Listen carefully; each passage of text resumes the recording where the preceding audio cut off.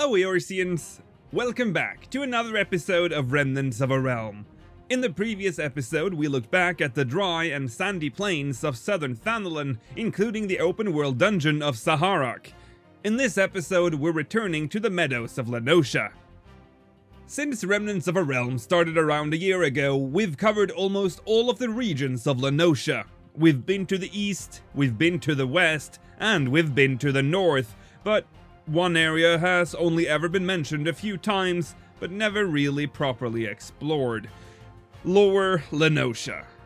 Before we can look back on what 1.0's Lower La Noscea was, let's take a look at the current version of the region. Lower La Noscea is connected to Llymlaen near the middle of the map to the west. From there, the region stretches out to the north and south, with Red Rooster Stead, covered in a previous episode, in the northern portion, and Moraby Dry Docks to the south.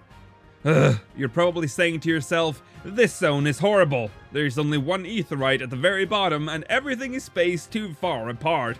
And although Lower La Noscea is a pain in the butt to navigate, it actually makes a little sense for it to be like this. If you remember the episode where we covered Camp Bearded Rock, you might also remember that it used to be part of Lower La Noscea, and acted as the region's only aetherial, with ethereal gate connections to several locations within the region. When the Calamity literally crushed and flattened Bearded Rock and forced the Llymlaens to redraw their maps, Lower La Noscea was left without a central aetherial.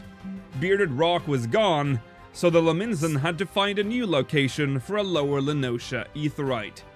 Before we dive into that though, let's turn the clocks back to 1.0 and look at how Lower La Noscea used to function. We all know that Camp Bearded Rock was the central hub for the region, with the ethereal gates Moraby Bay, Cedar Wood, and Widow Cliffs was essential for getting around. You see, Lower La Noscea was notoriously hard to navigate due to the excess of invisible walls, elusive terrain, and low terrain areas that was hard to access. Ethereal gates was literally the only way you'd bother to get around down there. Trust me. Llymlaen's connection to Lower La Noscea was through Sapphire Gate, which at the time connected to Camp Bearded Rock, which in turn connected to both the Dunavel West Road and the Lethagran East Road. Now, Lower La Noscea was connected to the Lethagran East Road, but only in the northernmost part, as the East and West Road was a continuous road that continued the entirety of La Noscea, so for it to dip into Lower La Noscea wouldn't really make any sense. Lower La Noscea's only ethereal gate that was close to the East Road was Cedarwood. In fact, it was located right next to it, with the road, well, the road actually going around it. Though the gate was located here, the actual area was further down to the east. This slightly elevated area was mostly empty, only populated by the odd mob here and there. But this place really shows off one of my favorite things about 1.0's map design. Llymlaen in the distance. Wherever you were in La Noscea, with a few exceptions, you'd see her in the distance. As a beacon, a way to orient yourself in the copy-paste terrain. It's actually incredibly impressive to see, and this was not unique to La Noscea, no, the same thing was very much the case in Thanalan and Kurthus too. You'd see the respective city-states in the distance pretty much wherever you were located in those zones. The Black Shroud, not so much, because of, trees.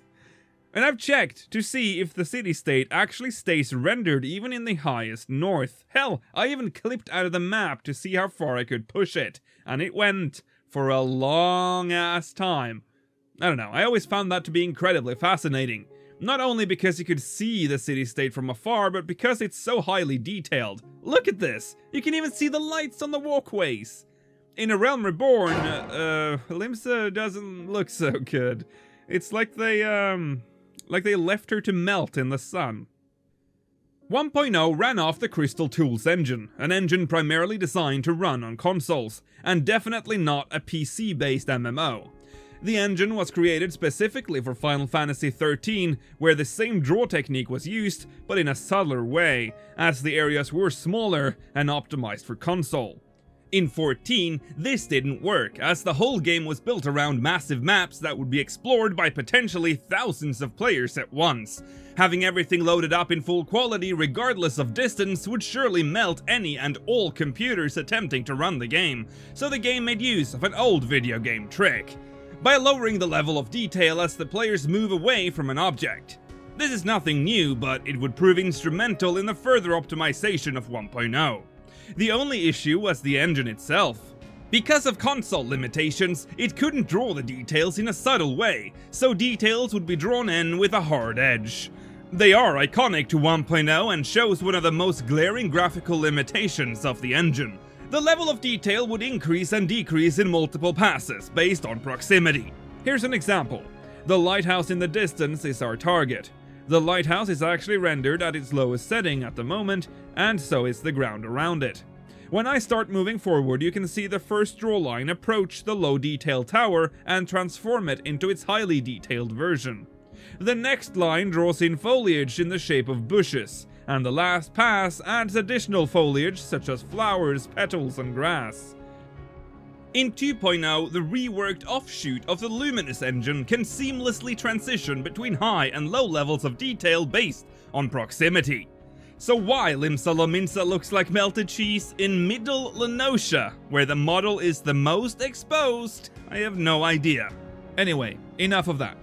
Just south of Lethagran East Road you'd find Moraby Bay. The gate was located just at the northern tip of the bay formed by the God's Grip. God's Grip was the name of the two peninsulas to the east and west, forming a grip-like shape. To the east of Moraby Bay, you'd find the Crane Perch Tower, a small lighthouse used to signal danger to the La Noscean population. It was linked to Gull Perch Tower, and thus would form a chain. If there was danger anywhere near Gull Perch Tower, the fire could be seen from Crane Perch, who would then light their own tower, which in turn would alert Llymlaen. However, at the time the game took place, these towers were no longer used for this purpose. The greater Moraby Bay area was also the home of two of the most important lighthouses in La Noscea, one of them being Oschon's Torch. It was located at the southernmost of the western peninsula, and kept ships from running aground near the shallow and perilous waters of Lower La Noscea on their journey to Llymlaen. Oschon's Torch was so important, in fact, it was manned by candlekeeps supplied by the Fishermen's Guild in Llymlaen. On the eastern part of God's Grip, you'd find Widow Cliffs.